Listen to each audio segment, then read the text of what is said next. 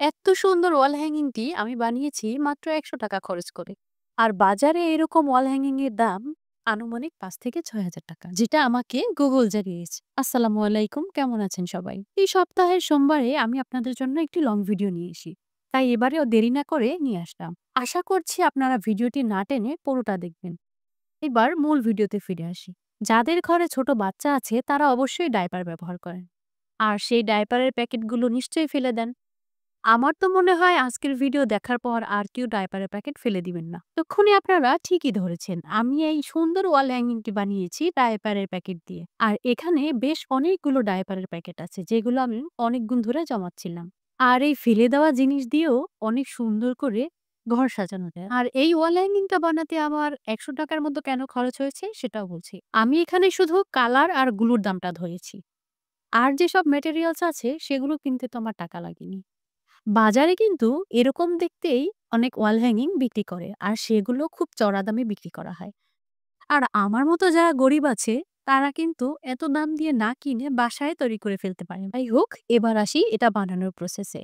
আমি কিভাবে এই ওয়াল হ্যাঙ্গিংটি বানিয়েছি সেটাই এখন আপনাদের সাথে শেয়ার করছি। আমি এখানে যে ডায়পারের প্যাকেটগুলো নিয়েছিলাম সেগুলোকে প্রথমে কেটে নিয়েছি। আর তারপর একসাথে ৩টা নিয়ে আমি আয়রন করে নিয়েছি। আর আয়রন করার আগে উপরে অবশ্যই একটা কাপড় দিয়ে নিতে হবে।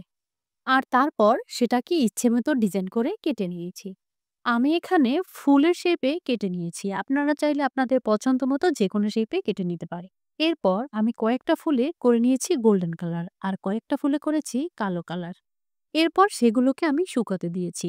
আমার এই ওয়াল হ্যাঙ্গিংটি বানাতে ২ দিন লেগেছে। সবগুলো শুকানোর পর এবার এগুলোকে ডেকোরেশন করার পালা। আমি এই ফুলগুলো বসানোর জন্য নিয়েছি ওয়ান টাইম গ্লাস আর নিয়েছি কার্ডবোর্ড। ওয়ান টাইম গ্লাসগুলো কেটে আমি তার উপরে ফুলগুলো বসিয়ে নিয়েছি। আর এরপর কার্ডবোর্ডের উপরে সেগুলো গ্লুগান দিয়ে সেট করে নিচ্ছি। গোল্ডেন কালার যেটায় করেছি সেটা ছিল স্প্রে রং আর সেটা সহজেই বসে গেছে। আর যে কালো রংটা করেছি সেটা ছিল অ্যাক্রিলিক কালার আর এই কালারটা ভালোভাবে বসেনি।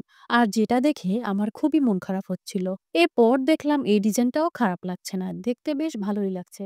কার্ডবোর্ডের উপরে আমি এই ফুলগুলো কিভাবে সাজিয়েছি সেটা তো দেখতেই পাচ্ছেন। ও, একটা কথা বলতে তো ভুলেই গেছি, আমি এখানে কিছু পাতাও কেটে নিয়েছিলাম আর সেগুলোতে আমি গোল্ডেন কালার করে নিয়েছি। এই ফুলগুলোর ভিতরে আমি গ্লু গান দিয়ে কিছু ডিজাইন করে নিয়েছিলাম আর তার উপরে আমি গোল্ডেন কালার দিয়ে নিচ্ছি যাতে ফুলটা দেখতে একটু সুন্দর লাগে। আমার ওয়াল হ্যাঙ্গিং এর কাজ অলমোস্ট শেষ।